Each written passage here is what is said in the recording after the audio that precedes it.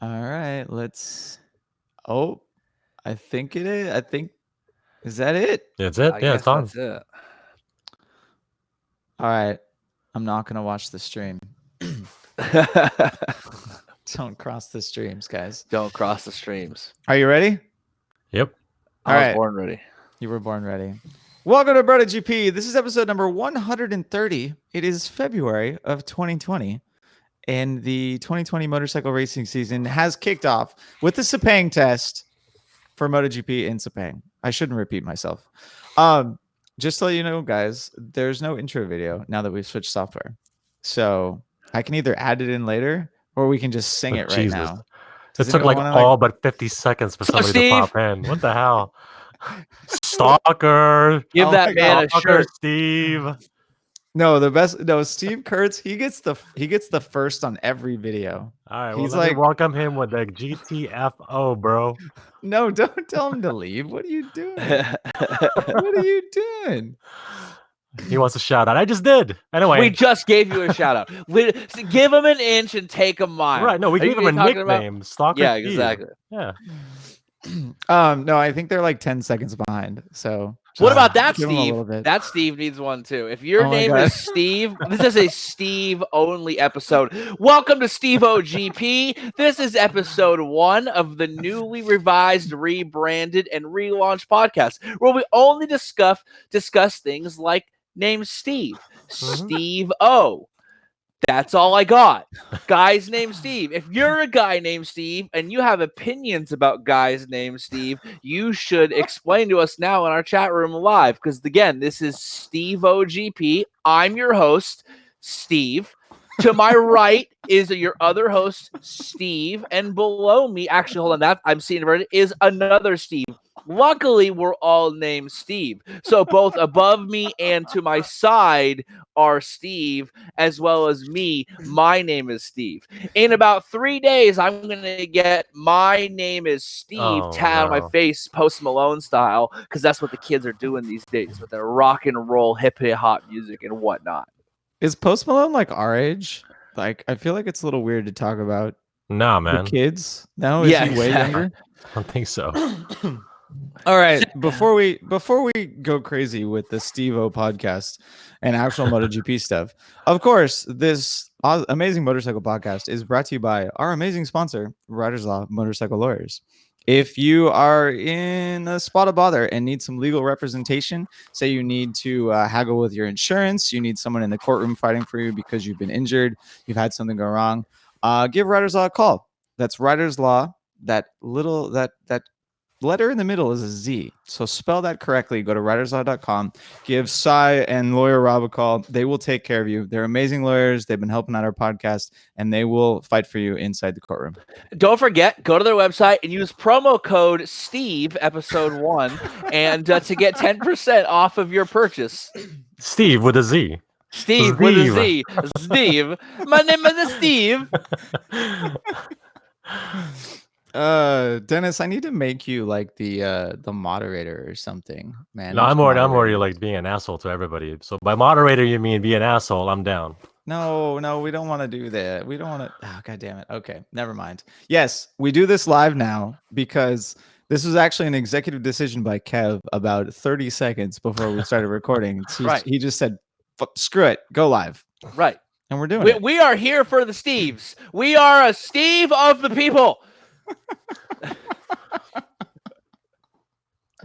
This is why I joined this podcast. Correct. All right. First topic. So it's been a while since we talked to you guys. Obviously, I recorded a tech tape in January, but we didn't do any news. And there's been a bunch of shit going down. So we're gonna start with the furthest thing in the past because it is BrotoGP / Kev's spirit animal. Andrea Iannone hit the news again with a completely clean hair sample. So if you don't remember, he supplied by his own representation. Yeah, right. Well, you'd hope it would be because, right? Like, I mean, I don't know if his lawyer's as good as Riders Law, but you know. I mean, his lawyer's name is Steve Stevenson, but he's not going to be as good as Cy. Jen just said, "Oh no, error." Okay, I gotta stop paying attention to that. See, I need a moderator, Dennis. Okay, so last time we talked to you, Iannone had failed his A sample for a drug test. That was the sample was taken in Sepang, which we will get to Sepang later. Since then, his B sample has failed. Then which a couple I said weeks clearly would happen because Yeah. again, the B sample was, and this is per like when you look up WADA and USADA and all of the actual, like you can easily look up and like they have these flyers or brochures like as an athlete what to expect, and it's like public domain knowledge, right? They have to publish it, and it says like literally what happens. You literally pee into the cup, and then the first portion of the pour is the B sample, the second portion of the pour is the A sample, so it's literally the same pee. So the chances of like a B sample coming back negative are slim to none because it's not like you peed a second time that day. It's half of the piss. Well, they do 2 samples just because there's a potential for false positives in the testing. Right. So they want to make sure that they didn't screw up the test on your A sample. So they do the B sample at a later date with, I don't know if they do a different laboratory, if that's required. But his B sample failed. The B sample goes to Professor Steve. There you go. Since then, a couple more weeks had passed. His lawyers got a hold of all this information, and his lawyers have now presented a hair sample, and that hair sample was tested under obviously a different procedure than a fit test. I just wrote Rob as an A sample, and I'm so happy with that.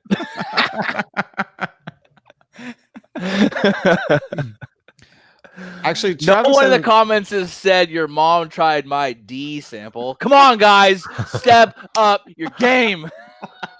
We haven't gone to the C sample yet, man. Come on, you gotta did follow say the what, hierarchy. so to go real quick, one of the comments before we're going to talk, they did say what the banned substance was. We covered it in our last episode, what it was, where an you actual can find it, anabolic steroid, an actual anabolic steroid. So, not generally a steroid that's going to be found in food sources, all as possible, but it's not something that's generally used like for a steroid that would be used in animals, like say chicken. They did have at one point WADA, which is the World Anti-Doping Agency, had actually released a press release, I think back in 2013, might have been 2012, saying that there is this potential to have a false positive, or I mean not false positive, to literally if you eat certain meat in Mexico and then certain meat like in Indonesia and Thailand, where this steroid is while not used for humans, is able to be used in animals, and you can actually get a positive.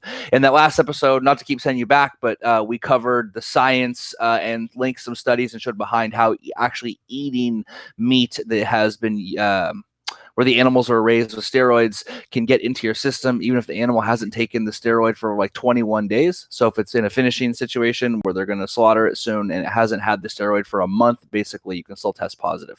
That being said, what you don't need tested positive for isn't something commonly found or used in livestock.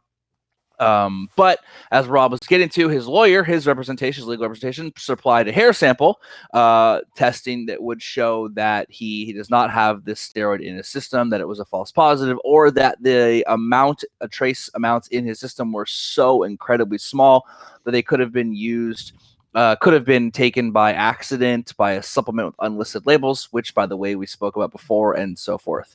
Apparently, whatever it was interesting enough, so to speak, that they postponed his test to review the results. So he's not testing at Sepang, but his suspension is still provisional at this point. Yeah, I mean, I actually heard that his counsel was the one that wanted to push the court back date even more. I find that a little weird because this is definitely a time-sensitive nature, right? The less he tests here in the beginning of this, in the preseason, the worse he's going to do throughout the year. Like, I mean, he may even miss the first 2-3 rounds because he hasn't even gone to court yet. So but I guess better they postpone and he is exonerated than they rush it through and he's convicted. I disagree, and I disagree on 2 fronts. One, this is one of the things. Sorry, it's cold in my house because I live in a barn, so I'm putting some slippers on right now, little moccasins, old man style. I got two complaints about this situation. One, that he was provisionally suspended from competition, yet he's not allowed to test. This is ridiculous. There's no other sport. If you were a boxing athlete, if you were in the UFC, if you were in football, and you tested positive, and this happens, they don't ban you from practicing the sport. They don't ban you. So like John Jones, for example, is a UFC light heavyweight champion. He just recently defended his light heavyweight championship for a record time.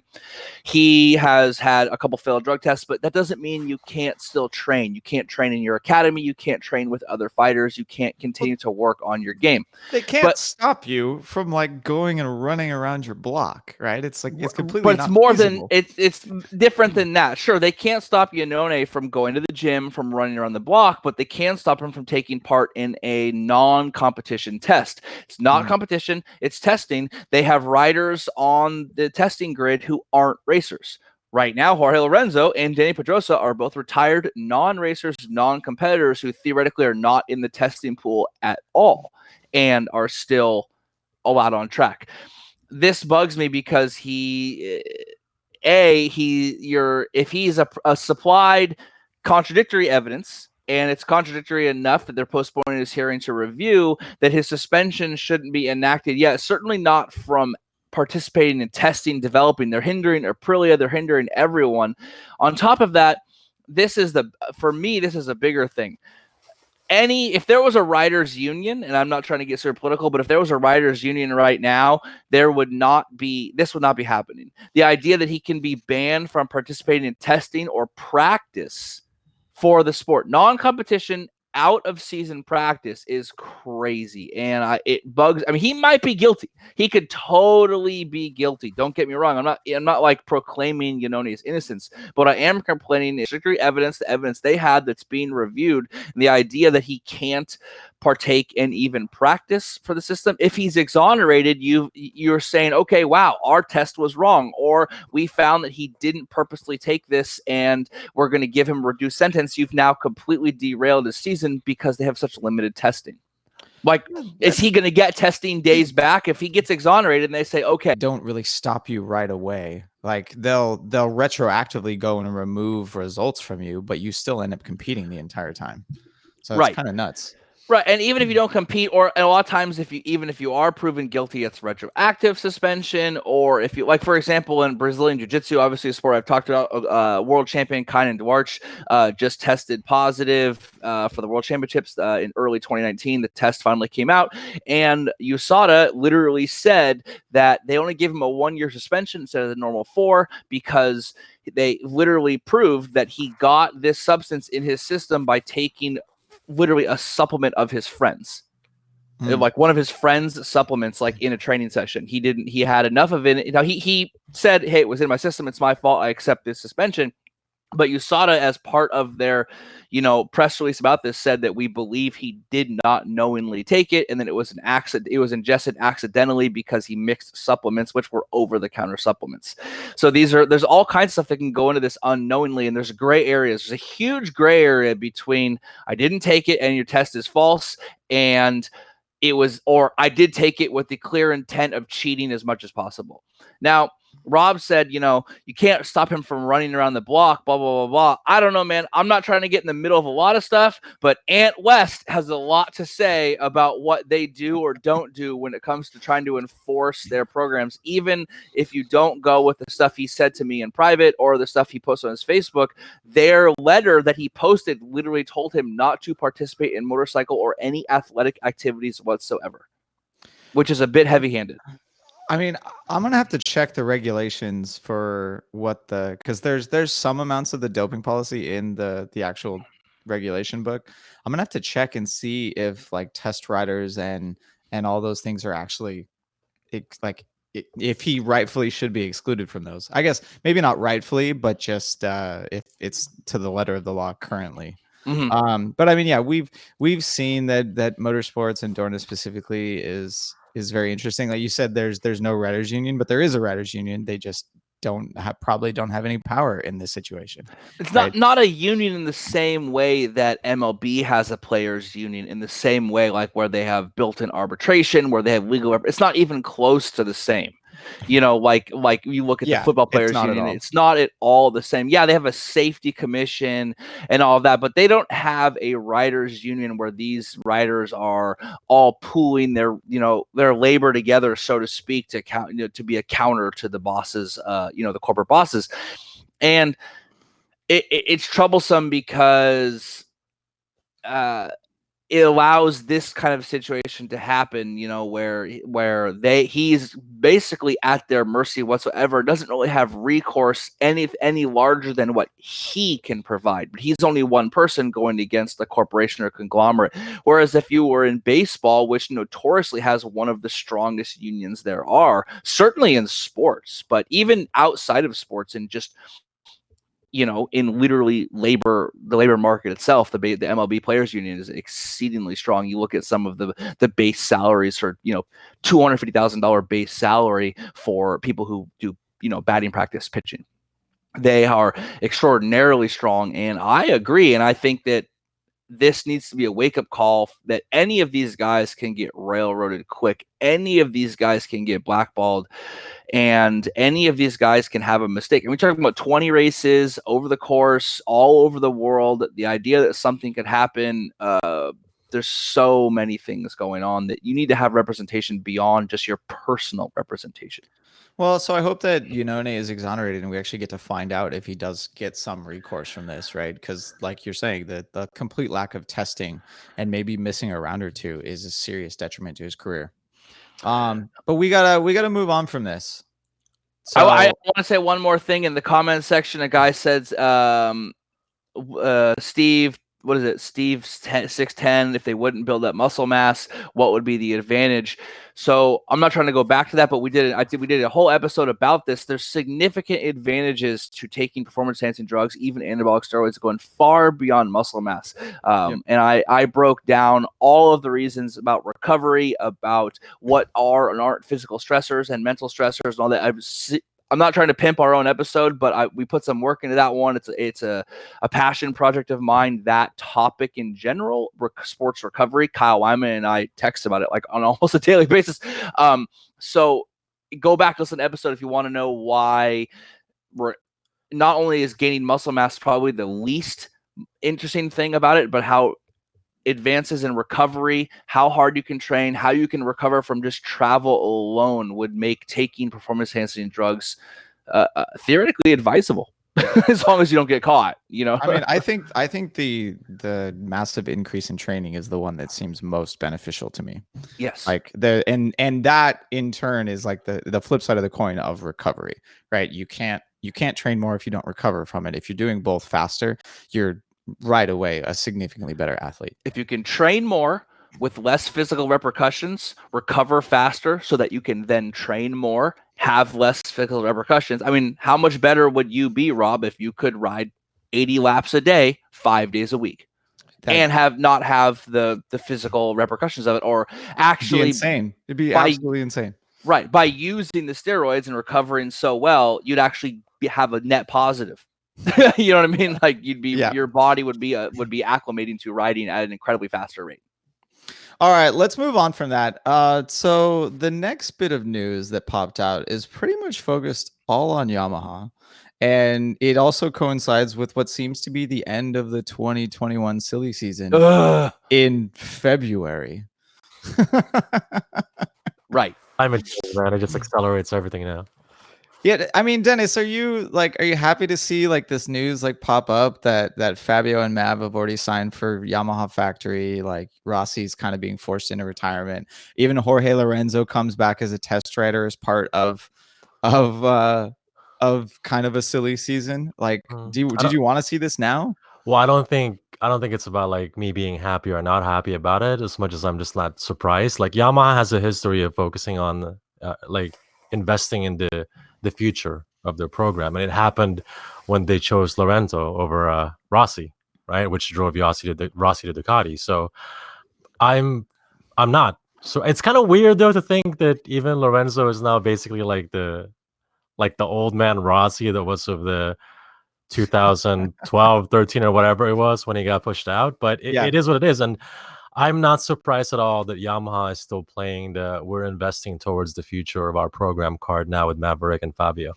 And doing it this early in the season. Well, I guess maybe doing it this early in the season is slightly disingenuous, right? They've always done contracts like super early. Like we found out that Jorge Lorenzo had a pre-contract with Yamaha years before he ended up riding for them.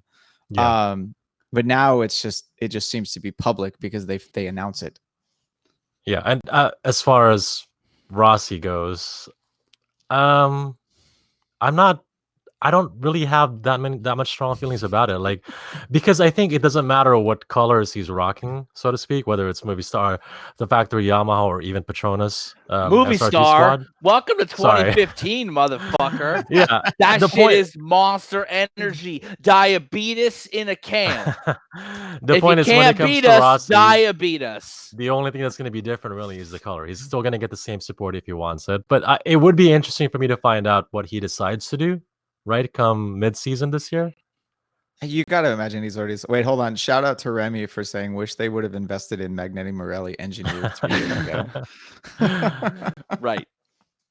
I mean, for me, this signing of both those guys early, bringing Jorge back in, all that, it's tactic admission that this season's a wash. They don't care. This reminds me, and my hope is that it turns out, it reminds me of 2006 with Honda, where they just like stopped caring. They're like, yeah, whatever. Like, we're gonna make Nicky ride this Bruno bike, which is basically an 800cc bike with a fucked up clutch. We're signing Pedrosa and letting him practice and all that. And they accidentally end up winning the title on accident, basically. But for me, it's like tactic admission. They don't care about this season. They're building their entire squad to use this as testing for next year. Their Jorge Lorenzo's here to help develop the bike. They got the new Michelin tire they're going to adjust to, which Morbidelli has said basically adds the middle ground that the inline fours were missing. To me, I'm like, we got into this problem by having these contracts signed too early to begin with. Like, the reason Jorge is retired and like has a broken back and all this bullshit is because they were signing contracts so far ahead of schedule before these guys had any chance to show themselves. Jorge ended up winning multiple races in the Ducati. Like, we're getting ourselves this problem. It reminds me of how everyone was scrambling to figure out how they were going to beat Valentino in the mid 2000s. It's the same basic. We all admit we can't right now. We can't beat Marquez. So we're going to just throw our hands up. We're going to completely rebuild our programs. We're going to sign world champion testers and all of these things. And we're going to just, like, we're like, every team is in like an MLB rebuilding year. That's an interesting point. Yeah, like Jorge's situation was really caused by the fact that contracts got signed too early. And there have been a bunch of other examples of that same exact thing. And everyone's making it worse still. Like, have they not gone far enough to learn their lesson? Like, do we need factory contracts to be signed like a year and a half early for them to realize, like, oh, we done screwed up? Right. Yeah, I mean, for me, it's just kind of like, oh man, like, it takes everything. Like, are these guys even trying now, or are these guys just like? I mean, now it's like Fabio is not trying to earn nothing. Now he's making sure don't get hurt. Factory ride next year. Don't get hurt. Factory rides locked in. You know what I mean? I mean, I am going to miss that angst that comes with battling for like your seat for next year. I mean, we've seen plenty of riders. Well, one, we've seen a bunch cave under the pressure of having to like deal with the contract talk and then do better after the fact. And we've also seen riders that do great before they have the contract signed, and the second they have it signed, they kind of peter off towards the last half of the season. So, right. I mean, it's a double-edged sword for me. I don't really agree that Yamaha is using this year as a wash. If anything, the stuff that we've seen out of testing already shows that I don't know. Maybe they're trying just as hard as before, but they seem to have slightly more results at this point. But the bikes have only been in track for 3 days. So yeah, right. Don't get my hopes up, Rob. Oh man, Steve wants the factories. One of the Steves wants the factories to use their own electronics. Yeah, that's what fucking Suzuki did for years, and look what it got them. Yeah, they used that Mitsubishi bullshit. Every time one of the spec anything gets some modification, people always bring up like, oh, I wish we had Tire Wars again. I wish they could use their own electronics. Like, No, like don't forget about why we got to spec. We got to spec because the have-nots had nothing for the haves, and because there was like a massive discrepancy between the front We and got the to back of the spec grid. tires because the 1% was controlling all of the grip. Yeah. Bridgestone Yeah. Bernies 2020. My my recent rebuttal to like bringing about the tire wars was if you gave anyone on the grid another tire, Marquez is going to keep Michelin's. He's going to keep the tire that he won the championship on, and he's going to have the data, and he's then going to have Michelin making tires for his bike, not for whoever else is using the Michelin. Well, the problem with the tire wars was only a problem 1 year. 1 year, 2007. And I'll explain why. Because they limited the tire wars. In 2006, Bridgestone was one of the greatest seasons ever. Bridgestone had plenty of wins. Michelin had plenty of wins. Bridgestone was known to be able to win at the flyaways because they built better all-around tires. They were winning in places like in Japan and Brazil and all of those things. By limiting the tire wars, you just mean that they brought parity to No. tire manufacturer. No. So what happened was in 2007 they changed 800 cc's and they changed the limited number of tires that each team could bring. So Michelin had spent the last 4 or 5 years developing this incredibly narrow band of grip that they could create in a day or two based on conditions. So they had invested all this time and money and all of their intellectual property into developing tires that worked within a very narrow range, but they would zero in on that narrow range. Meanwhile, Bridgestone, not having that capability because they were a Japanese manufacturer based in Japan, not based out of Europe, was developing this tires that had grip in a really all-around aspect, so to speak. So what you saw when Ducati switched to Bridgestone, and then in 2005, you saw Makoto Tomato win in Brazil, and you saw that Bridgestone worked better when they couldn't really accurately predict the conditions, especially in the flyaways, whereas Michelin's worked better on continental Europe, and where they'd had many, many races for years because they could predict conditions, and based on Friday and early Saturday riding and testing, they could bring in a really narrow focused tire that morning, which we heard about the overnight specials, all of that stuff. Overnight specials wasn't something that just any tire manufacturer could make. It's something that Michelin specifically put energy into. See, so that the idea of the overnight tire was the antithesis of parity because they weren't able to make an overnight tire for every single rider on Michelin's, right? So you had to be Rossi, Pedrosa, Nicky Hayden to actually get that tire. So there was, and it was, again, it's another case of the haves and the have-nots. No, that is not true. It's true technically, but if you were a team that didn't have those riders, you chose to ride for Michelin versus choosing to ride for Bridgestone. When Ducati famously switched from Michelin to Bridgestone in 2004, they were quoted as saying, we did it because we can't beat Valentino on the same tires. Now, the quote was alluding to that Valentino had so much talent they couldn't get, but also alluded to the fact that Valentino's going to get preference. Exactly. Easier, right? They removed the preference, thereby upsetting the entire apple cart. They removed the preference to get preference to themselves. And what did it do? It won them a championship a few years later, and may have won them a championship with Capirossi had that accident early in the season not really derailed him and Sete Gibber now. So yes, if you were a Tony Elias or whoever on the third tier Honda, on the third tier team, you might not be getting the best tire possible, but you could theoretically switch. You do not have to ride for that manufacturer, and teams did. Teams did switch. Go look at 2002 and 3. Who rode for Bridgestone? Suzuki and Kawasaki. But look what happened in 2007. Suzuki, bunch of podiums and a win. Christopher Mullen wins. John Hopkins, Mr. Drunky Boy, gets a bunch of podiums. So, right, they're winning races and championships with Ducati. Finish your point off there, Kev. So I agree but disagree. Yes, if you're not a top tier rider, maybe you don't get those overnight specials, but you choose what team and what tires you're going to ride, and with knowing that what you're going to get, you're probably going to get hand-me-down overnight specials, or if you go to Bridgestone, you might not get overnight specials, but you got a really good chance, aka or excuse me, a la Makoto Tamada on the Camel Honda winning 2 races in 2005. Who the fuck even is Makoto Tamada? Does anyone in this list here that's up in the middle of the night listening to us bullshit even know who that was? That guy's got 2 wins, dog. Yeah, Makoto Tamada's got almost as don't. many. He's got almost as many wins as Nicky Hayden. More than a lot of people. Right. He's got more wins than Johan Zarco. More wins than Fabio Quartararo. Yeah, he's got more wins than every Moto2 champion not named Marquez combined.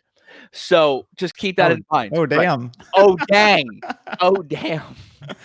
Don't answer it. It's a trap. Right.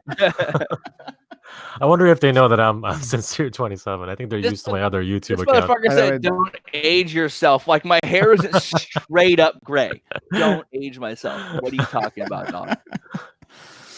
I feel like 2006 MotoGP is like Final Fantasy 7. So I think I might be speaking solely to Dennis here. Like Dude, Final Fantasy 7. Remember when fucking Eris died? Aerith. Oh, so it's just first it's of all, just this the isn't plot. Japan, dog. It was Eris.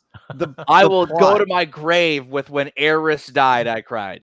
All we're doing is hoping that plot line comes back. Like that's what drew it back to us. Like, yes, everything else about Final Fantasy 7 was borderline perfect, and the timing was great, and it turned out amazing. But that plot, that's what we had in 2006. That's why we keep talking about it every fucking episode. Yeah, exactly. I think we should talk about Final Fantasy 7 every fucking episode.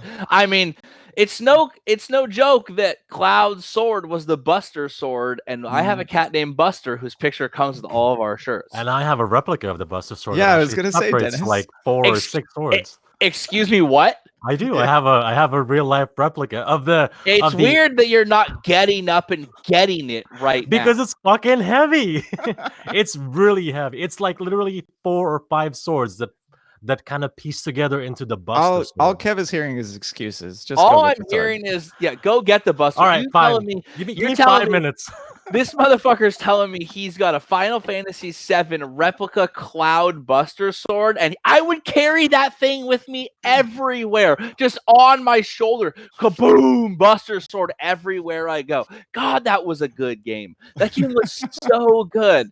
1997 was the shit. That had 3 CDs for PlayStation 1. Remember that shit? Yep, that was perfect. And they're remaking it too. All right, whatever. We got to move on.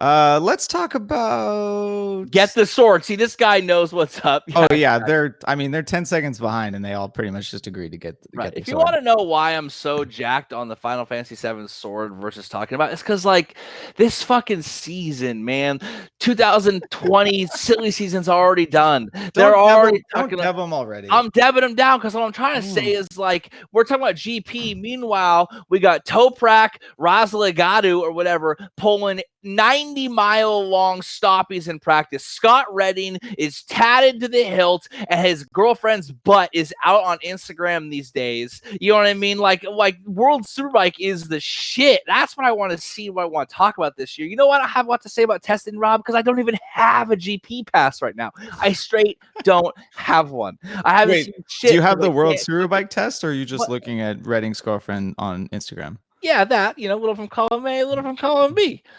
No, Mike, it's not Raz Al Ghul.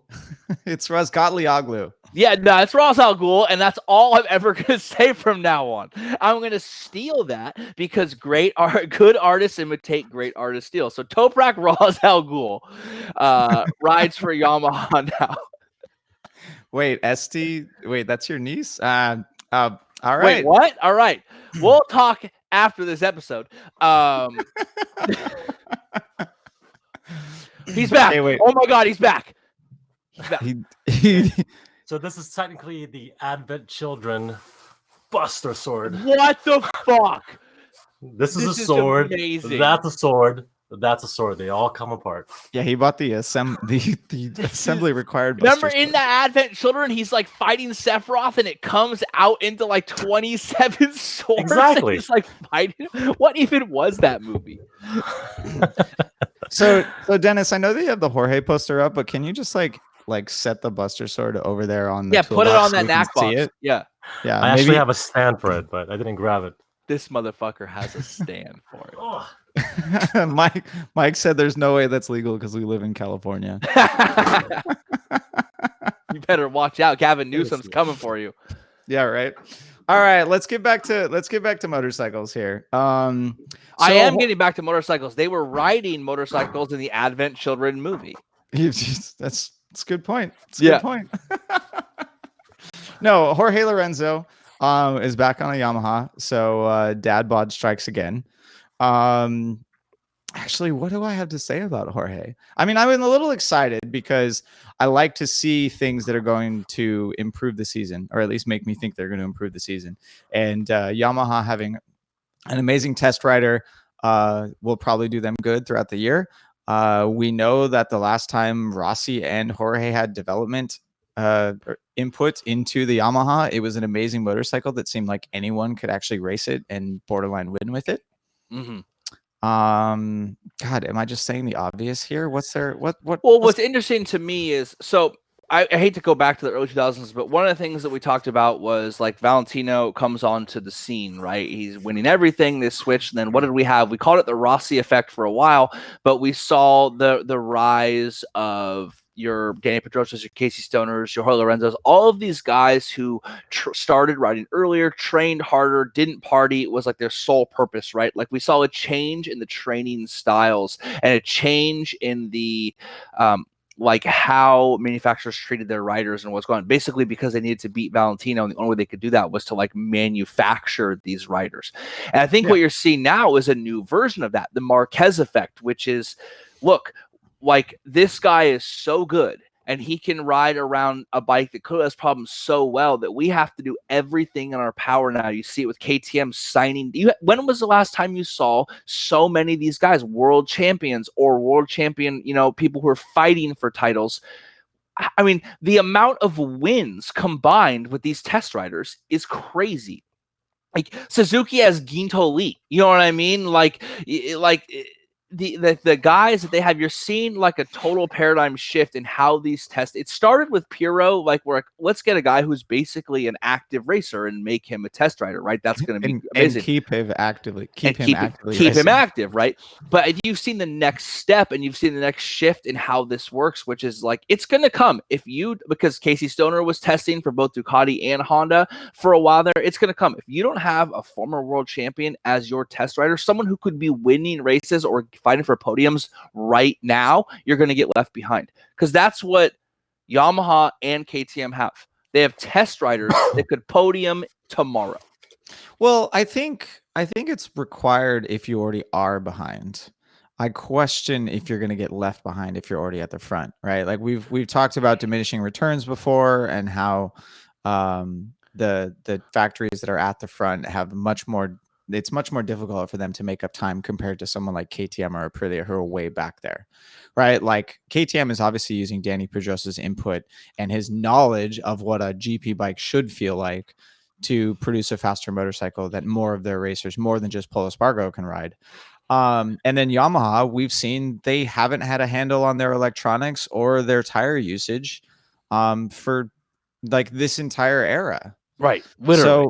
So like, I mean, my thinking with Jorge Lorenzo is he was the most sensitive rider on the Yamaha M1. Like if shit was wrong, we made so many jokes about this. If the track was the wrong temperature and he didn't have the perfect setup, he was nowhere. Right. If it wasn't 68 degrees Fahrenheit, sunny with a slight north-facing breeze.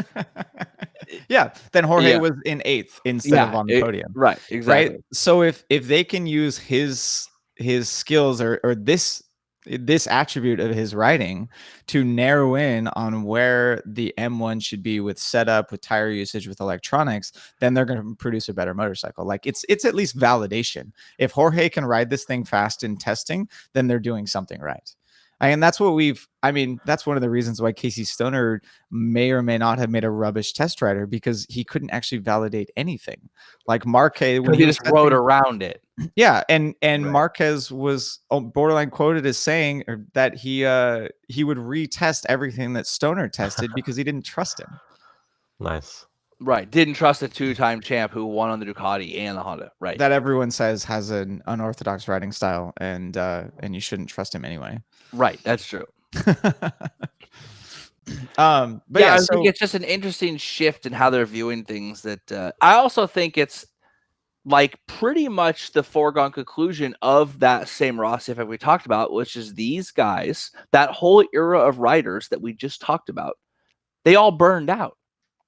Yeah. They started too early. They gripped too tight. They lived a lifestyle so narrowly focused that all these guys burned out. Every single one of them. Valentino is basically surpassed. And this isn't really I'm not like blowing smoke up Valentino's ass, right? I'm just saying like all these guys that were brought in to beat him in one way or another by basically every other manufacturer or to replace him in Jorge's case, all flamed out.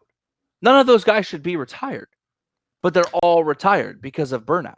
I mean, Steve here has a good point. He likes the old days when riders partied and weren't robots. Being a robot is probably the #1 contributor to burning Super out. draining. Right. Yeah. And it's interesting that we haven't seen Marquez like even hint at burnout yet. Right. It's except for now talking about that his shoulder is only 40%. He can't save on his elbow. He's way behind on his recovery. And now they're talking about potentially missing a race or two at the beginning of the season. Not that it'll matter because there's like 93 races now. But did you pick that number on purpose? I did. No, accidentally. But as I said it, I realized it was good. But well, you know what? The #1 way to prevent yourself from burning out is just to keep winning. I was going to say, I don't think Marquez is in danger of that because it's hard to be burnt out when you're always winning. Like when you won all championships but one since you went into MotoGP.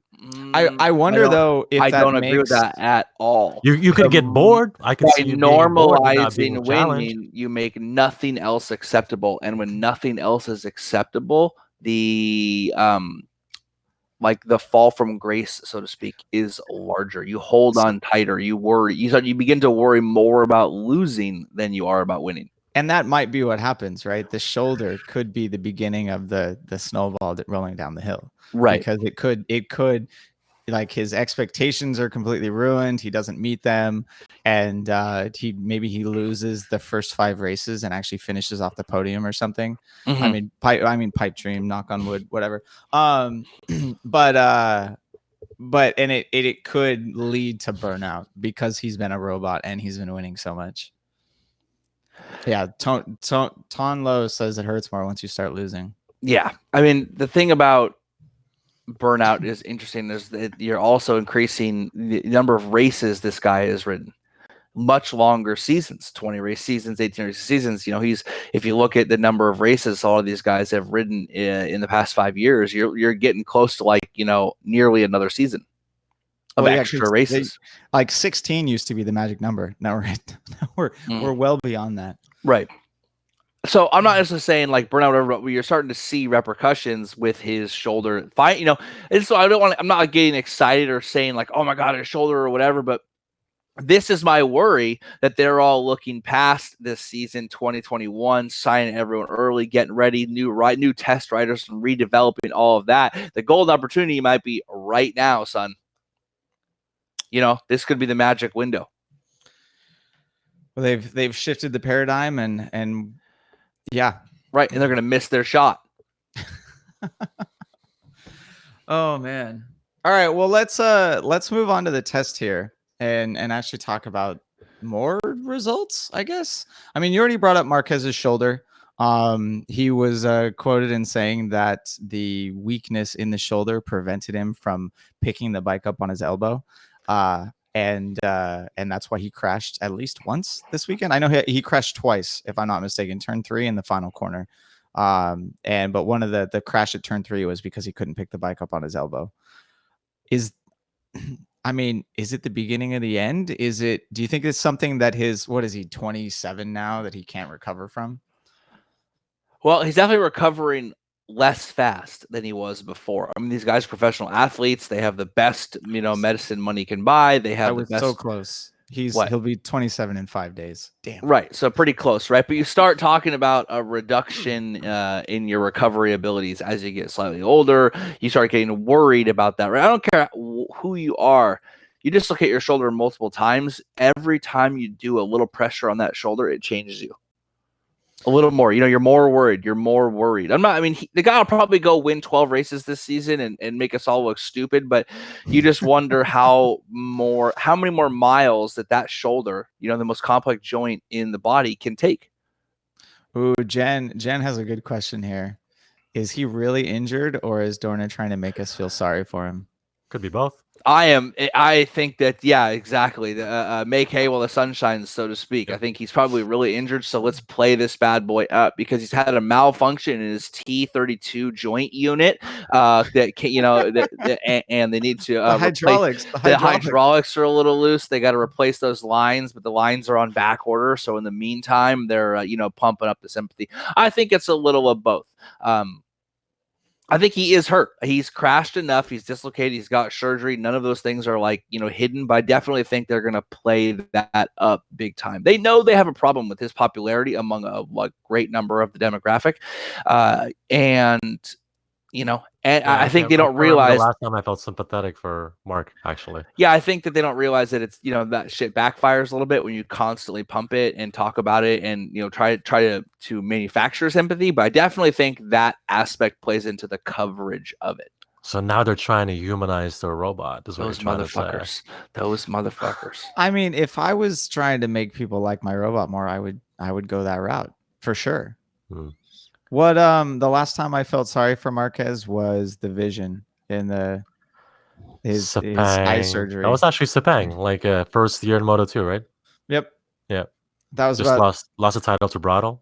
I didn't ever want to see a racer I don't ever want to see a racer career ending. Oh, right. It's absurd to think about something like that. That's why I don't even really like to harp on the shoulder thing a bunch. Yeah, like you see in the comments, he might just be fucking trolling everybody. He wants to take an extra long vacation. He doesn't feel like going to Qatar, and he doesn't want to go to Thailand and get coronavirus, so he's just not going to race those rounds and be like, oh, my fucking shoulder, oh god, and then he's just going to win 10 races straight and we still win the title. But so I don't like to get too involved because it seems because I don't want the guy to be hurt. I don't want his shoulder to be jacked up to not enable him to do his passion and then the lifelong consequences. I mean, you dislocate your shoulder that many times, you get surgery that many times. When he's 50, he's going to be John McCain in it, dog. Like that, his arms are not going to raise up at all. I mean, to be as harsh as possible, he made that bed. Like that's his entire riding style is crash as much as possible in practice, but not in the race, so that he can win the race. So you know what, Travis? Yeah, fuck it. Fuck Marquez. What's your Moto America question? Fuck him and his mom. What's your Moto America question? Fuck him and his grandma. We're going to talk about Moto America at the very end. Hit me with the question, Trav. T-Dog, quick. You gotta hit me with it. 10 seconds. Title Rob sex tape. Give him 10 seconds. All right. But while we wait for Travis's question about Moto America, Dennis, how do you feel about Fabio leading testing like other other Yamaha racers? You mean, how do I feel about Maverick no longer being the practice leader? I mean, both really. I mean, I don't have any thought into it, but I mean, I am looking forward to Fabio 2.0, this season. I never put too much weight into the preseason or even postseason testing. The only thing that I look forward to is obviously the liveries, but we'll talk about that next. Him being on top, not a surprise. Title Rob sex tape. Yes. I'm fine with that one. I mean, yeah, God. Travis, you can't ask me why there's no Kawasaki, bro. Come out with me something more controversial.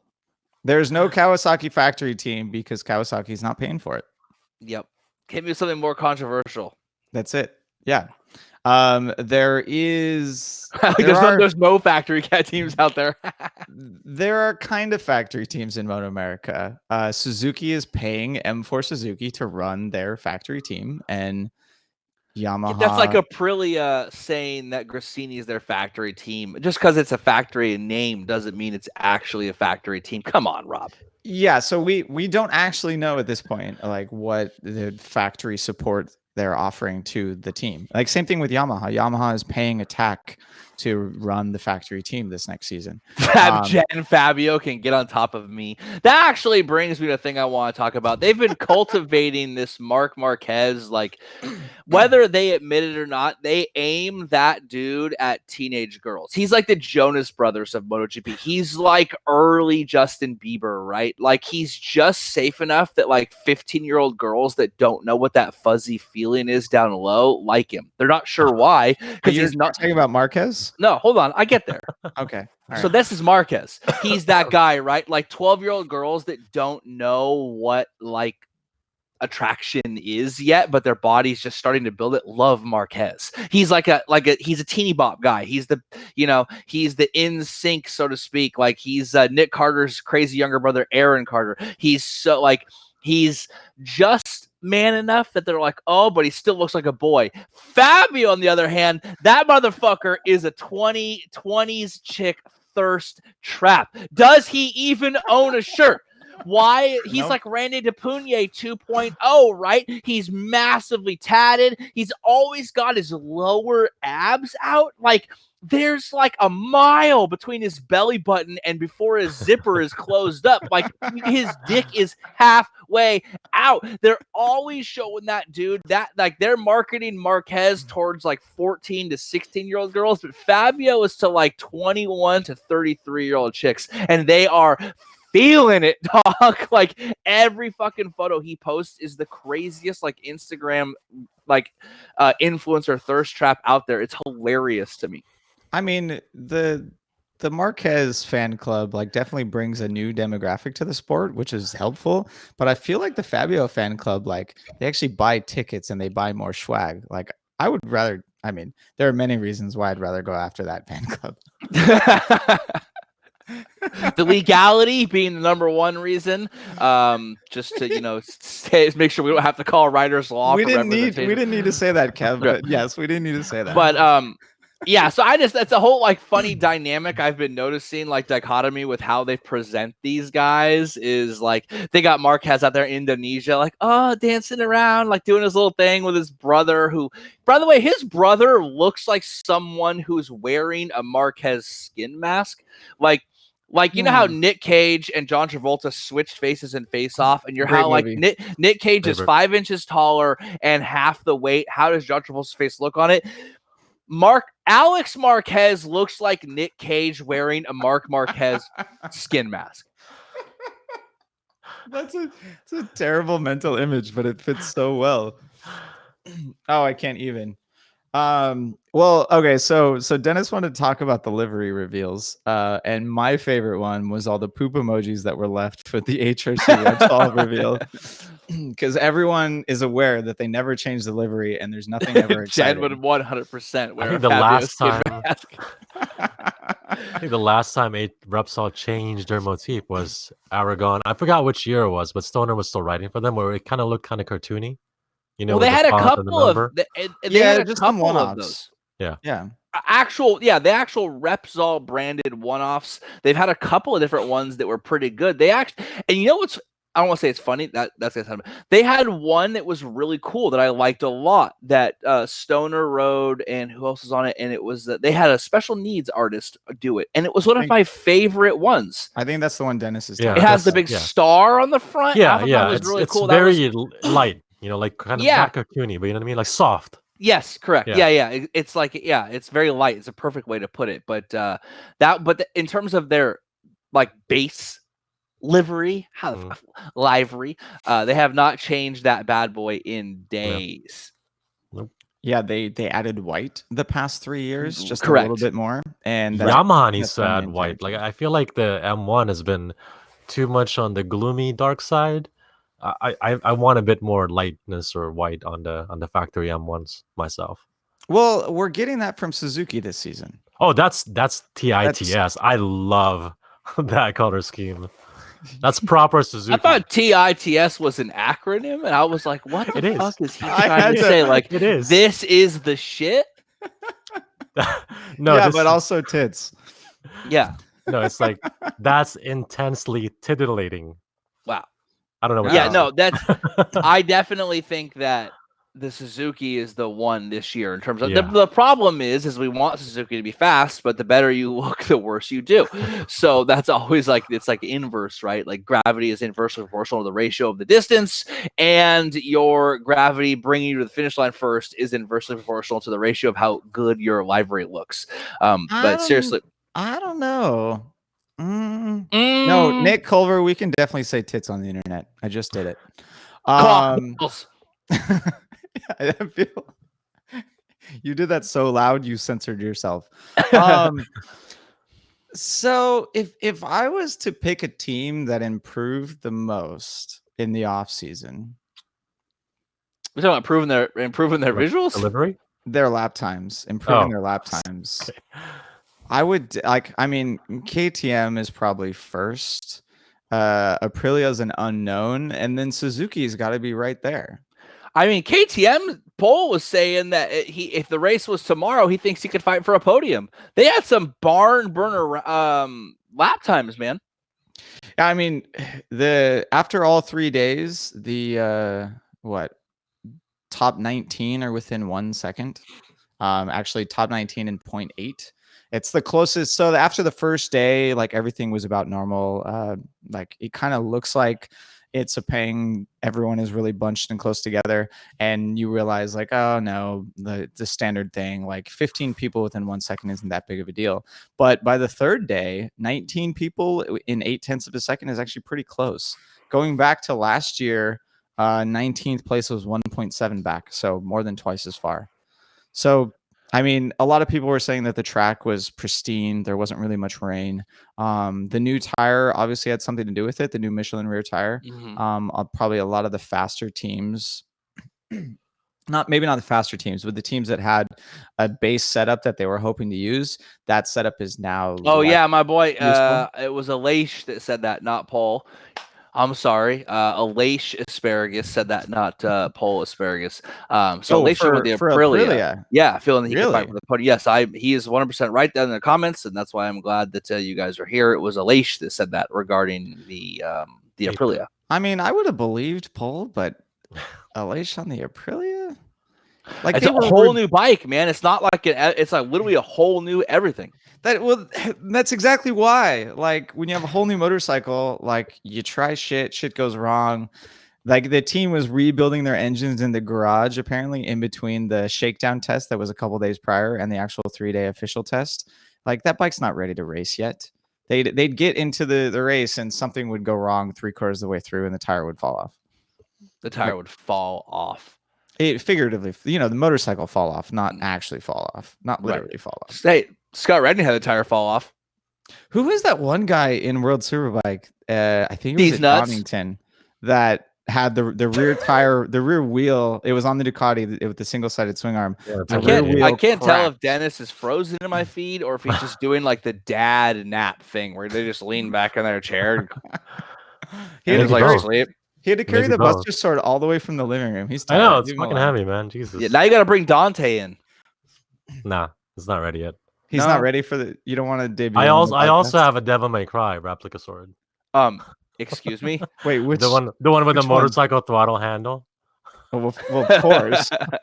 Are there guns in it as well? I also have Squall's Gunblade replica that no way with a working barrel, like we could. Final Fantasy VIII, very underrated. By the way, you guys don't know this about Dennis, but like he low key collects the weirdest shit.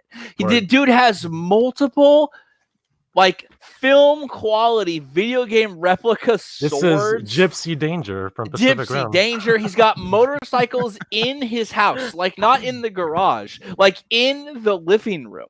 Kyle Newman got me. Maxine Berger was the World Superbike rider that broke the wheel at Donington. Yeah, pretty much. There was a conversation on the forums at that time that was questioning whether the front tire points into the turn or out of the turn when you're actually cornering. And with that picture, we at least knew that the rear tire points out of the turn Ask Keith Code. because it falls off. No, he did. Yeah. Never mind. Yeah, never mind. Because if you give it gas, when you give it gas, the shock expands, bro. It doesn't squat. Well, that is actually true. Mm-hmm. Kev dropping knowledge. Yep. All right. No, sorry, Steve. Not everyone has motorcycles in their house. Mine are in the garage. Actually, Dennis is currently in his garage. That is Dennis's garage. Dennis, pan that camera. Show some people the beauty. You guys are making me work tonight. Jesus. I know. I mean, well, you're not saying anything, so you might as well do some visuals. First of all, That's the my world job. is flat, dog. The world is a flat disc flying through space. That's what gravity is. Word. Are you guys honest? Like, everyone's gonna skip on the fact there's just an MV Agusta F4 sitting in it. I live in a barn, a straight up barn, a chicken coop that's off the grid, and homeboy to my side has random MV Agustas just sprinkled throughout his house like a fucking donut of MV Agustas. I like that one. Kev, you film in the nicest room in your barn, right? I rebuilt this room completely. Yeah, so I redid the painting, I redid the floors. The room I'm in looks like a room. Yeah. But you can look through my front door. Now the door is closed and it has somewhat of a solid surface, but there's still like holes in the door. I just think your bathroom is the funniest part. But either way, all right, we got to move on. You mean my closet? Yeah. Yeah. That's why. Yes. All right. Yes, and to finish that other question, Kev doesn't currently own a motorcycle, even though apparently Kyle Wyman's old Zuma is so beat up he had to buy a new one. Brutal. Where's my Zuma? Yeah. So Kyle, how many Kyle Wyman Army tickets do we have to sell to get Kev your Zuma? That motherfucker. Right. I can't just slang me a Zuma. Come on. Nick Culver is waiting for MV Agusta to send him a replacement frame for his Brutale. Yeah, that's never going to happen. That's literally never going to happen. You're never going to get that. Sorry, Nick. It's not going to happen. Yeah. You better off going to eBay. Yep. Just maybe try and get reimbursed from him. I don't know. All right. Our last point. I feel like do we need to talk about the test anymore? Like, I mean, here's my thing about tests, about even talking about them. Like, there was a time period where 4 to 6 months for his frame. That's amazing. I used to be stoked on tests. It was so fun. But what happened is Maverick fucked us. Maverick fucked us over. That's true. The homeboy won the testing championship every single year for like 4 years, and then nothing materialized. I feel like in the age of Marquez, the test doesn't matter. It's hard for me to get excited about it. It's hard for me to get jazzed about the test. I'm much more interested in the World Superbike tests that have happened. I feel like that gives me some inkling of what the season is going to be like. Whereas the MotoGP test I feel like it's false hopes. It's like like buying drinks for that chick at the bar that's a little bit out of your league. Just because she smiles at you and takes the drink, bro, it's not going to happen. Like, you ugly. you're getting honeypotted. You're getting honeypotted, and that's what's happening. We're getting honeypotted right now. We're getting honeypotted to buy, off-season passes. We're getting honeypotted to click on links on Twitter and all of that to drive the fucking funds, but nothing's going to change. I mean, the same thing happened last year. It was 4 Ducatis at the top at the end of the Sepang test. Petrucci, Bagnaia, Miller, Dovey. Right? What came of that? What came of that? Right, it's like Miller's been honeypotting us for 4 years. You know what I Yeah. mean? Like, he's never taken the next step. It's always, everyone acts like Miller's a world champion just waiting in the wings, and yet it never happens. The testing, for me, I'm not that interested in it because I feel like it's just not real. This kind of like delayed excitement and like the actual excitement being hidden is pervasive through this entire era. Like, what the most exciting races we've seen in GP in the last couple of years are where everyone and their mother is battling it out for the first 2/3 of the race. Mm-hmm. And that has nothing to do with the results. Like, it's testing is exactly the same way. Like, something's going on over here in the test, but it doesn't affect the racing one bit because someone else is going to win it. Yes, it's kind of like, I think part of the effect is when we go back to the too many races talk, is that like we're not hungry and fiending and like jonesing for our fix. Like we were talking before this episode, and Dennis was saying that like he doesn't think he's gonna get like jazzed until that race happens, right? Like until he takes that black tar heroin and he's fucking holed up in a rusty old fucking Chevron bathroom with a dirty ass spoon and some gnarly hooker, and he's getting ready to shoot that black tar into his veins, right? He's fucking spooning it up on his Buster sword. Then he hits that shot of World Superbike and he's fucking jacked and ready to record. And next thing you know, he's got 27 blogs in the wings, just nutty stuff, right? But like, we have just too many races and too much coverage, and I feel like it's almost like you get fatigue. It's at the end of last season, I felt fatigued. We're not robots, unlike Marquez. We will get burned out, right? Even though we're gonna do a better job about this year. So I think that he's right about. I think there's some truth to what Dennis was saying, and talks about like, do we get excited for tests? Not as much anymore. We have some people are signed already. We have this, like, we've been tricked by the testing before, and it's almost like we're kind of waiting to see. Like, okay, let's see. I'm kind of interested, but I'm gonna hold off a little bit. I'm collecting bullet points for like building my outline of excitement. Right. They sold me too many bags of oregano for me to think this is a bag of weed. Yeah, let's just get the racing started already. You know, that's all I'm waiting for at this point. Any kind of racing, actually. Speaking of any kind of racing. Yeah. Now we're talking. Now we're talking. All right. We had some Moto America questions. The last question was it was too easy. Here is an interesting Moto America topic Travis that got some the of you might shout not out. know. Travis, we handed him the ball. We're like, Travis, driver's seat. You are in BrotoGP now. Fuck Kevin. Fuck Dennis. Fuck all the OG. Travis, you run BrotoGP. Hit us with the in-depth question. Get another chance. Next episode. Moto America is going ham on Laguna Seca. So if you haven't noticed, World Superbike is not coming to America this year.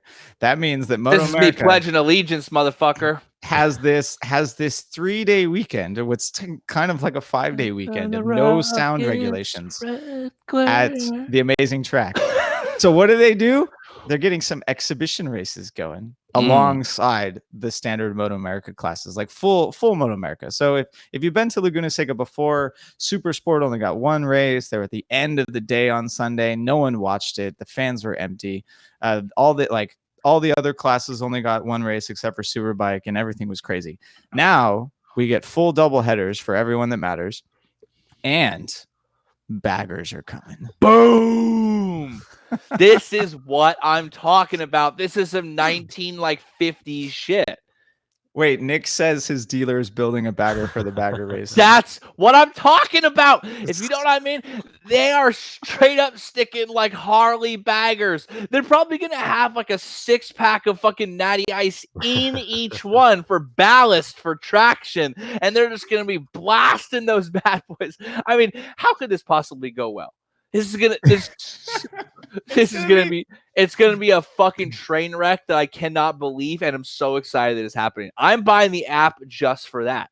They haven't released the regulations yet, so we don't actually know this what motherfucker's road glide has an Olin's. He's got a road glide, and he's got fucking gas charged rear shock. Yeah, that's what you're gonna have to do, because Laguna Seca is not an easy track on suspension with all that elevation change. Right, it's kind of for bitches. I mean, yeah, like that's what I want to see. A hard. Quit complaining that your kidney hurts. You got two. But either way, the class I believe is sponsored by Drag Specialties, which I'm pretty sure is one of those like super OG Harley part manufacturers. So old school, dude. Like Lockhart Phillips, but for Harleys, right? Mm-hmm. And the logo still looks like it was designed in 1996. That shit is needlessly aggressive. That was their update. That was their 30th year anniversary logo update. Right. Travis, no, I'm sorry we're giving you a bunch of shit. Kawasaki is very successful in World Superbike, partly because all their money goes there. And they just, I mean, technically, like KHI is one of the largest corporations anywhere involved with motorcycles. But this just in, Kawasaki to sponsor a Vulcan 1200 full bagger in the Bagger Series. Full factory effort. I'm telling you right now, if you get Eric Bostrom and you slap that boy on a fucking Vulcan 1600 with full bags and a stereo, just blasting ZZ Top, you will sell so many bikes. Just like like just, I mean, just like all of the baggers. Wait, Eric, not Ben. Who would win? Who would win? No, Eric, because he rode for Kawasaki. Oh yes. Oh, of course. If you ask them who would win, their older brother Torsten would slap both their asses. You said that before. That's insane. Eric is in amazing shape still because he cycles all the time. Yes, Ben is in amazing shape too. He just like runs Ironman triathlons all the time, dog. They're both in ridiculous shape. Oh, no They're shit. both incredibly accomplished climbers too.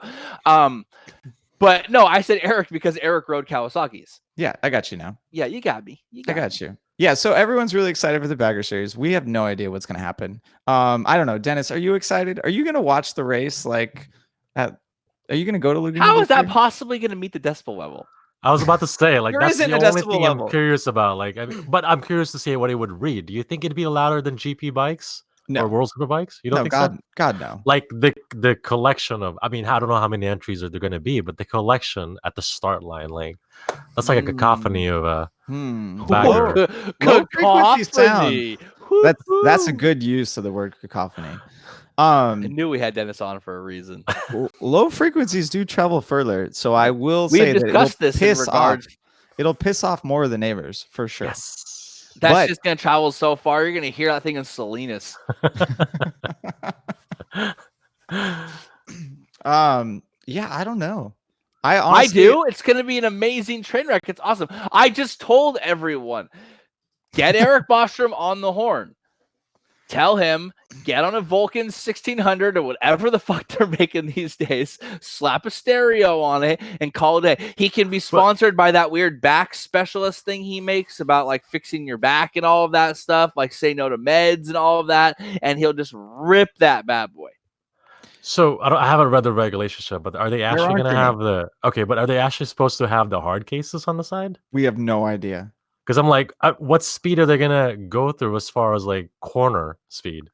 I mean, the bags are kind of like high up, so I don't think they're gonna get to that. They're not that high. Motherfucker, do you think Drag Specialties isn't sponsors for no reason? They're coming out with a 2020 line of bag knee sliders. Boom! Velcroed on it, Drag Specialties. You want to fucking hang it around the fucking dragon? Put the knee sliders on your bag and get some traction. I agree with Nick. You can't have a bagger race without bags. So I think it has to be required. Like you cannot remove the bags. So you just need sliders on them. That's perfect. Mm-hmm. Bagger sliders. I mean,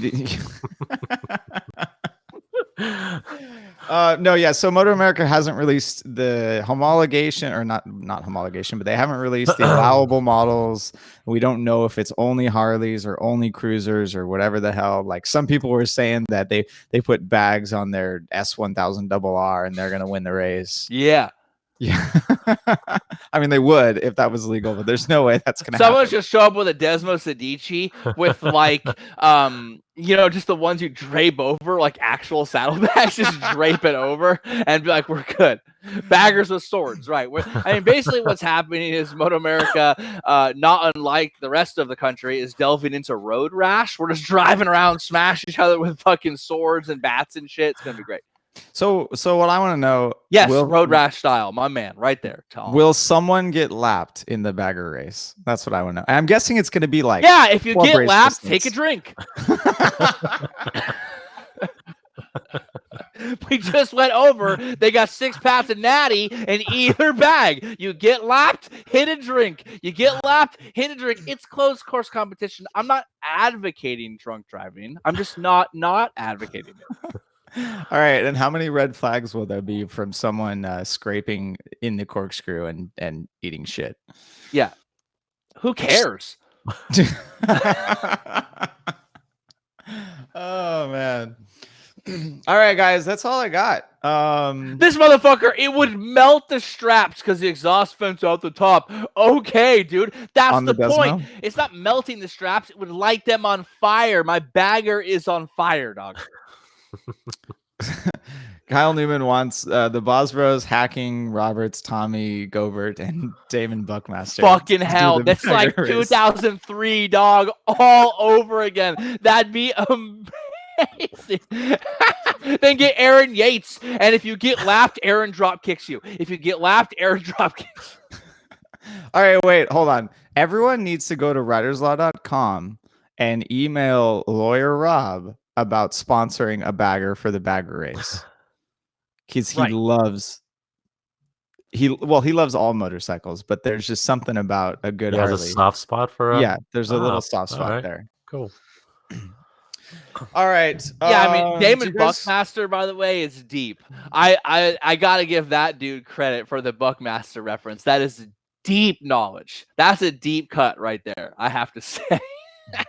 Nick, I don't think it matters how much horsepower the Harley kits make because you can't turn with a Harley, so it doesn't really matter. And is Rob going to ride it? No. Yes. No. He is. I wrote Yes. Rob doesn't have the You think he's mass been to growing muscle it that? around. You think he's been growing that hair for 3 years for a reason? He's gonna be in a skull cap with his fucking mane flying. It's gonna be like Easy Rider all over. It's gonna be amazing. If they allow pillion riders, I will take Rob with me. All right, someone find me a bagger once they release the regulations, and we'll talk about it. Well, is Rob going to write a title of Rob's sex tape? I rode a Sportster to Northern California one time, and that shit was scary. Really? Yes. I think all the suspension bushings were falling apart. An And, 883 or a 1200? it was like a mid Probably 80s an 883. Sportster. Oh man, It was scary. I remember just getting head Please shake on the freeway. dude, please rise my backer. I mean, I know my way around Laguna reasonably well, so Riders Law 3 patch leathers. Yes. That's funny. I mean, yeah, we got the one. I mean, Got the I'll be one patch. honest. Like, we're making jokes about it right now, but in this era of like, it's like recently, like UFC had the Nate Diaz, Jorge Masvidal, like the baddest motherfucker title. Like, at what point do we realize, like, does it have to be like a hardcore sport? And could it just be like it's like prize fighting, right? Like, could it just be exhibition races? We just have ridiculous exhibition races all the time, Dude, it's entertainment. right? Like I'm not in any way saying like Moto America, you should definitely not be doing this because you're soiling road racing and you're making it seem less of a sport. No, fuck that. Anything that brings more eyes and sells more tickets at Laguna Seca is good for the sport. Like- right. I mean, that's like where this sport comes from, right? Like, what was the what's that like anecdote you always hear all the time? Like, if there's two guys with two bikes, you're gonna have a race. You know what Yeah. I mean? Like, that's like the heart of it, was like racing was born out of it. I mean, didn't you see Talladega Nights? Where did stock car racing come from? Bootleggers trying to outrun the cops, modifying their cars, right? They started racing them. It's like racing fucking baggers like around Hilly Laguna is like hearkening back to like what it means to like ride motorcycles in America. It's like getting on your fucking Harley and hitting the hills with your boys. Well, You know and I what I think mean? There one shouldn't thing- even be points afterwards. I don't even want to finish. I don't even want to know how many laps it is. We're Oh, no, just so gonna this- ride until 8 guys crash, then we're done. this isn't a series. Like there is no points. They're only doing this race at Laguna Right, Seca. that's what I'm so it's saying. straight exhibition. We Yeah. should randomly give out trophies. You know, like the guy who wins has to buy everyone beers.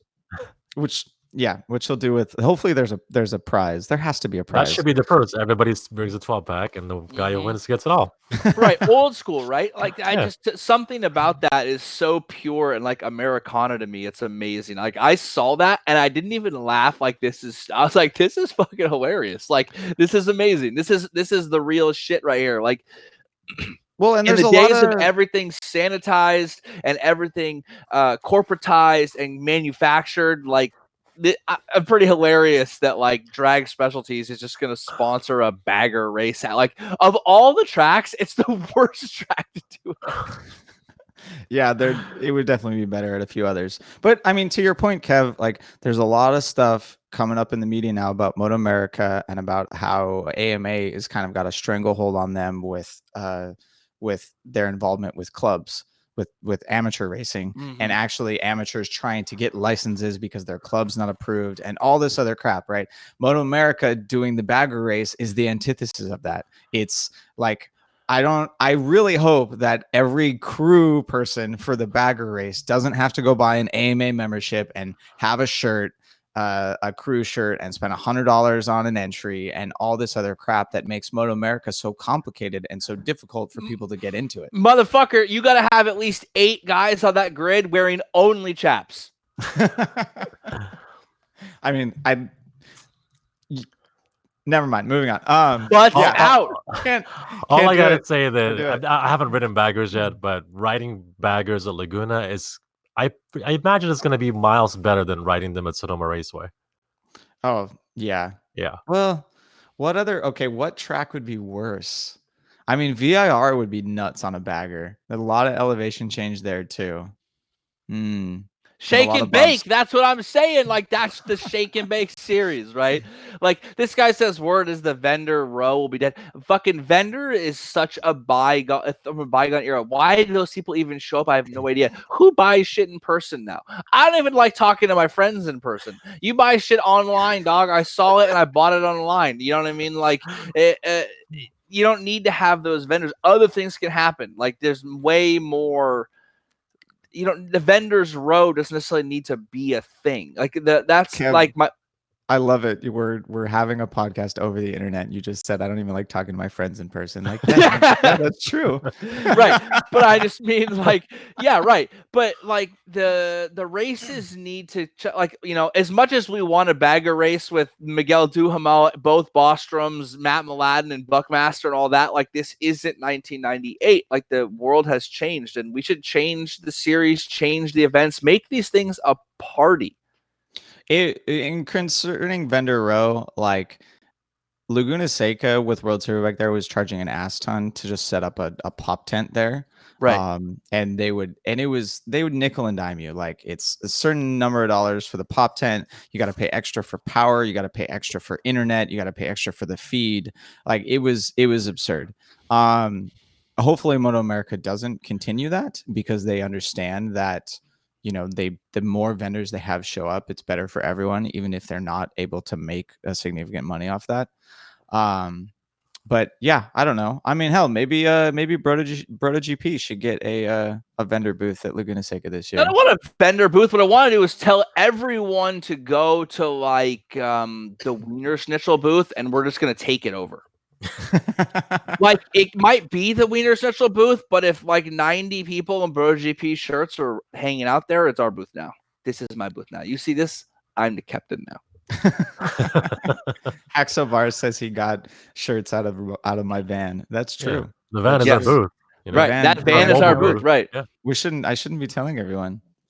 Right. Oh, there needs to be a BrotoGP bagger. Yeah, there's a chance. I don't know. Why? We already decided that Rob is racing this class. Oh man!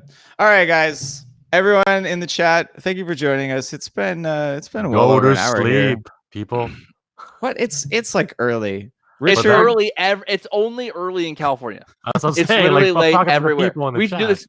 This motherfucker wants us to do this every night. You guys just want to hang out every night? Because, like, here's the thing: we could actually send this link to people and just have random ass people on. Random ass. Wait, you mean like? Oh, you want me to invite random ass right, people? The podcast could just become 80 people recording simultaneously. Oh man, Rob, I'll be talking to the men in charge. I want you to ride my bagger. All right, yes. Let me know. wait until Moto America announces the regulations and stuff, and we'll figure it out. What? No, fuck that. We want Screaming Eagle headers on that thing. We want a giant ass American flag hanging off the bat. We want ZZ Top playing from the speakers. I'm down for ZZ Top playing from the speakers. Mm-hmm. Yeah. All right, everyone.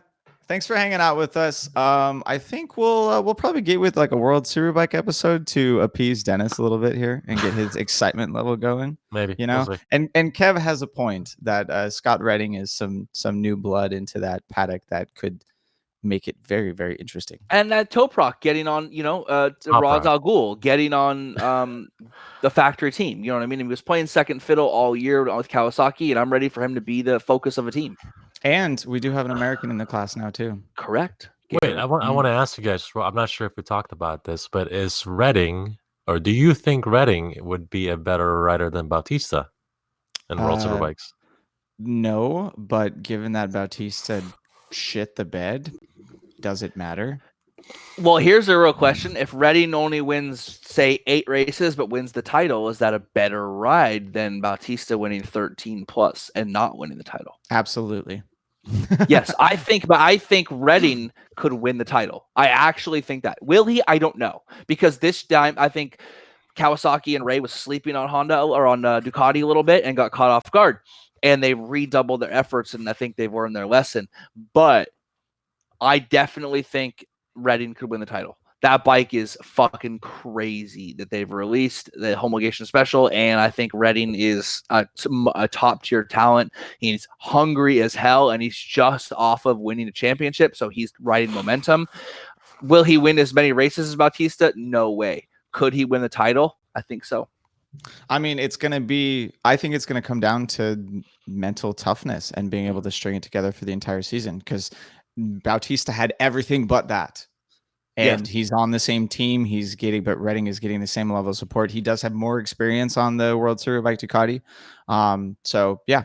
And think about mental toughness. Who's the guy that basically resurrected his career?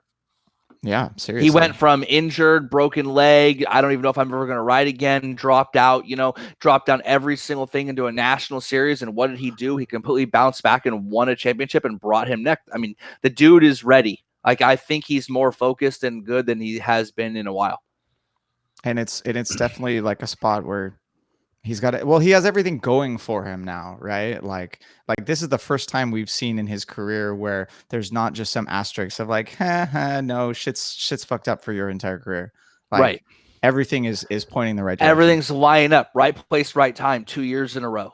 Right, Ducati releases the bike. He gets the good bike. He's on a decent team that goes 1-2 in the championship. Then he gets on, a second year of this bike in World Superbike. They've learned their lesson. They were almost there, didn't quite get it. Like, instead of having him being wrong, like his entire career being defined by being in the wrong place at the wrong time, now he's 2 years in a row, right place at the right time. Damn, I'd be feeling good if I was Redding. And in contrast, Bautista gets to develop a new CVR. But at least he's working with HRC. Right. All right. I think Rob said goodbye. I'm really closing it down. Yep. Bye, everybody. Thanks for joining. Especially since we didn't announce this. We weren't planning on doing it live. We just decided to do it live last second. Yeah. I don't even know how many people joined, but you guys have been awesome. Thank God that the fucking cart Tony guy didn't show up, that D-bag from last time. Yeah, exactly. Never mind. Go watch the other chat feed. Like, there was some guy just never mind. Don't even bother. I shouldn't have brought it up. Brief me later after this. All right, everyone. Have a good night. Thanks for staying up with us. Peace. Later.